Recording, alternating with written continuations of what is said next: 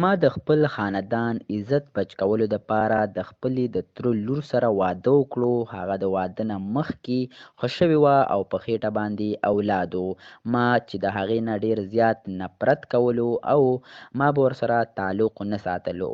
دغه واده چې زمونږ د خاندان د عزت د بچ کولو دپاره شوی و.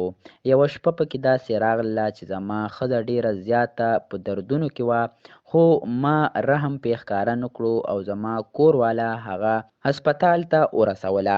ما پسې د هسپتال نه رنګ راغلی، زما زړه نه کېدلو، خو بیا هم زه د کورنۍ نه مجبوره هسپتال ته لاړلمه.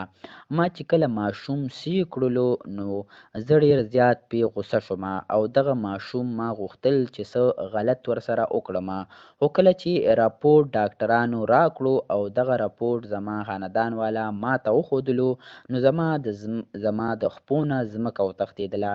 دغه ماشوم چې زما اولاد و، زما نه د تره لور ښه شوې وه. په هغه ټیم کې ما ته رایاد شول چې زه یوه ورځ په نشه کې وم او زما تره لور ما سره ملاقات له راغلې وه او په هغه دوران کې ما دغې سره دغه ناروا غلط کار کړی او زما نه ښه شوې وه.